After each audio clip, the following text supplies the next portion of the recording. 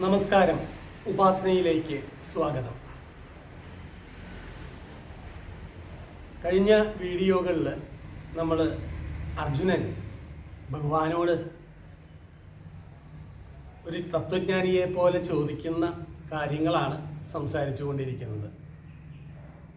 ഈ ഒരു വീഡിയോയിലും അതുതന്നെയാണ് തുടർന്നുകൊണ്ടിരിക്കുന്നത്. ബന്ധുജനങ്ങളെയൊക്കെ കുറിച്ച് അവരെയൊക്കെ വധിച്ച് ഞാൻ എങ്ങനെയാണ് സന്തോഷമായിട്ട് ഈ രാജ്യം അനുഭവിക്കുക എന്ന് അർജുനൻ ഭഗവാനോട് ഈ ശ്ലോകങ്ങളിൽ കൂടെ ചോദിച്ചുകൊണ്ടിരിക്കുകയാണ്. ശ്രീമദ് ഭഗവത്ഗീത അധ്യായം 1 അർജുന വിഷാദ യോഗത്തിലെ 37ാമത്തെ ശ്ലോകമാണ് ഇന്ന് നമ്മൾ ഈ വീഡിയോയിൽ മനസ്സിലാക്കാൻ ശ്രമിക്കുന്നത്.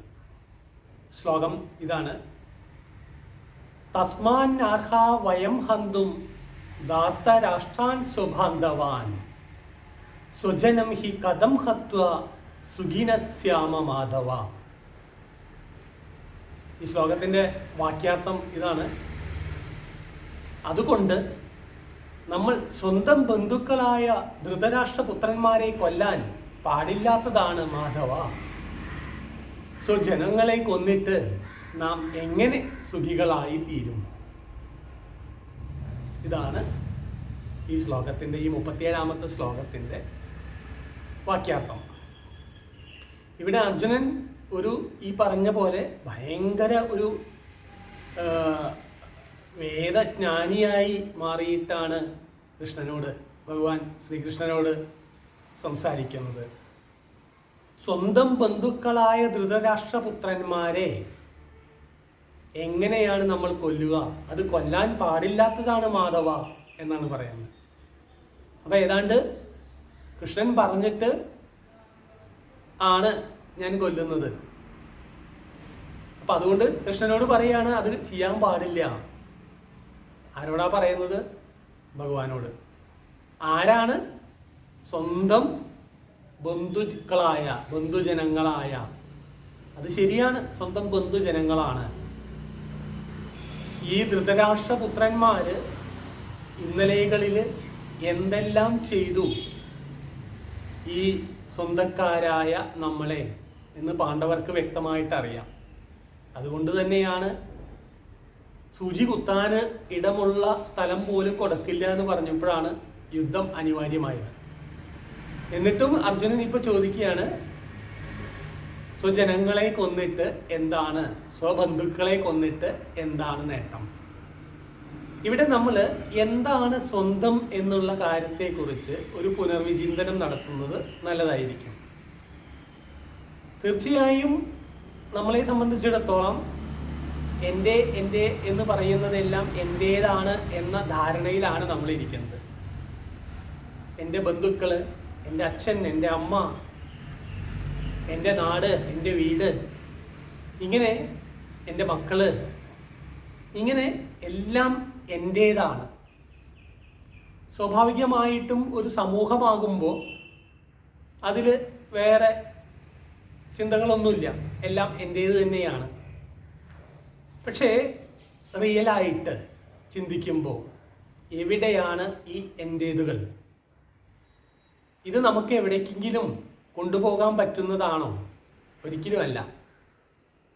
അപ്പോൾ ഈ ഭൂമിയിൽ ഈശ്വരൻ തന്ന ഈ ജീവനും ശരീരവും ഉള്ളിടത്തോളം കാലം മാത്രമാണ് ഈ കാണുന്നതെല്ലാം എൻ്റേതാണ് എന്ന വിചാരത്തിൽ നമ്മൾ ഇരിക്കുന്നത്. സത്യത്തിൽ അത് എൻ്റേതല്ല. ജനിച്ച് മരണം വരെയുള്ള കാലഘട്ടം, അല്ലെങ്കിൽ ജനനത്തിൽ കൂടെ മരണത്തിലേക്കുള്ള യാത്രയിലാണ് നമ്മൾ. ആ ഒരു കാലഘട്ടം നമ്മളോടൊപ്പം വന്നു ചേരുന്നതെല്ലാം നമ്മുടേതാണെന്ന് നമുക്ക് തോന്നുകയാണ്. ഒരു നദിയിലേക്ക് പല കൈവഴികൾ ഒഴുകി എത്തുന്നത് പോലെ പല രീതിയിൽ നമ്മളിലേക്ക് വരുന്നതെല്ലാം നമ്മുടേതാണെന്ന് നമ്മൾ ഒരു നിമിഷം ചിന്തിച്ചു പോകുന്നു. ഇത് കഴിഞ്ഞ് നമ്മൾ മരണമായ സത്യത്തിലേക്ക് അടുക്കുമ്പോൾ അവിടെ എന്താണ് നമ്മുടേതായിട്ട്, നമ്മുടെ സ്വന്തമായിട്ട് ഉള്ളത്?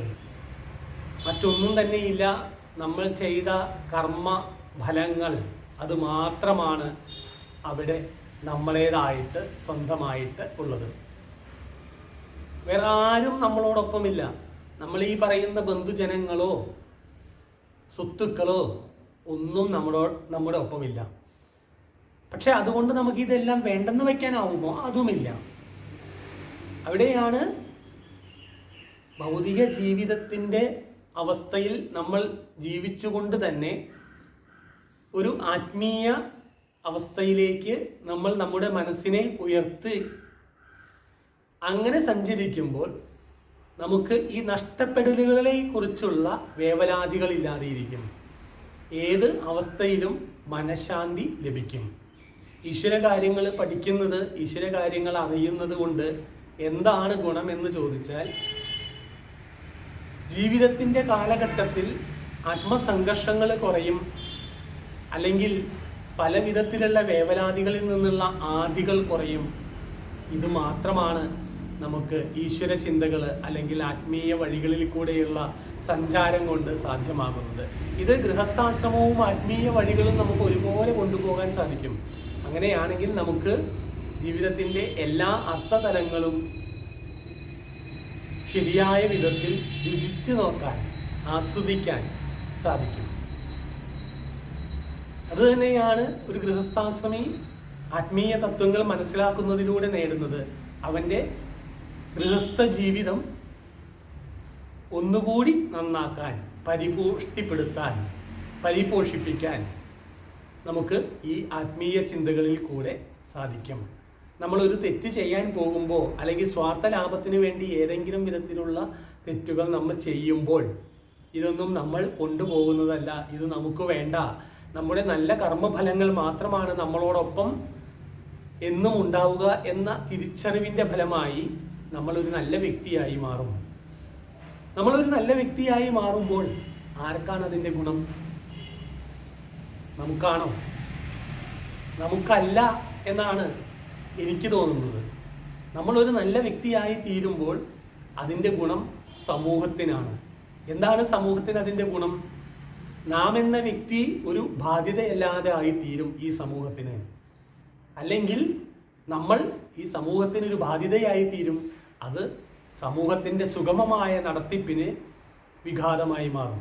അപ്പോൾ നമ്മൾ നല്ലതാകുന്നത് കൊണ്ട് നമുക്കല്ല ഗുണം, നമ്മുടെ സമൂഹത്തിനാണ്. നമ്മുടെ സമൂഹം എന്ന് പറയുന്നത് നമ്മൾ ഉൾപ്പെട്ടതാണ്. അപ്പോൾ നമ്മൾ ഉൾപ്പെട്ട സമൂഹത്തിന് നമുക്ക് കൊടുക്കാനുള്ള ഒരു സേവനമാണ് നാം സ്വയം നന്നാവുക എന്നുള്ളത്. അതിന് ഈ ആത്മീയ വഴികൾ, ആത്മീയ ചിന്തകൾ ഒരുപാട് ഉപകാരപ്പെടും. സാധാരണഗതിയിൽ ആത്മീയ ചിന്തകൾ എന്ന് പറയുമ്പോൾ നമ്മുടെ മനസ്സിലേക്ക് ആദ്യം എത്തുന്നത് സന്യാസം ആണ്. പക്ഷേ ഒരു ഗൃഹസ്ഥാശ്രമത്തിൽ കൂടി തന്നെ നമുക്ക് സന്യാസചര്യകൾ സ്വജീവിതത്തിൽ പകർത്തി ആ ചിന്തകളിൽ കൂടി നമ്മുടെ മനസ്സിനും സമൂഹത്തിനും ഗുണം ചെയ്യാൻ സാധിക്കും. അങ്ങനെയുള്ള ആത്മീയ ചര്യകളാണ് എപ്പോഴും ഭഗവത്ഗീത നമുക്ക് ഉപദേശിച്ചു തരുന്നത്.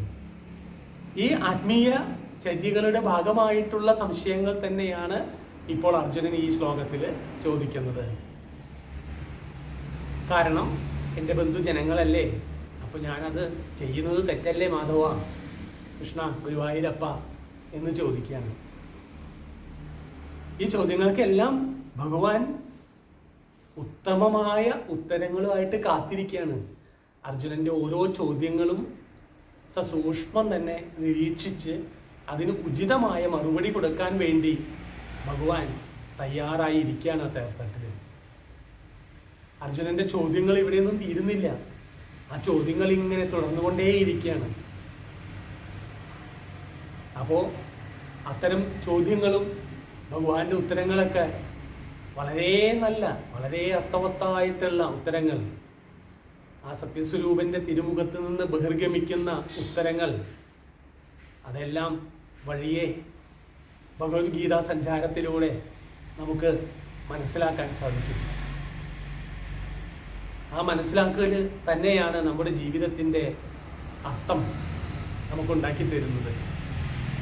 എല്ലാവർക്കും നന്മ വരട്ടെ എന്ന് പ്രാർത്ഥിച്ചുകൊണ്ട് തൽക്കാലം നന്ദി, നമസ്കാരം.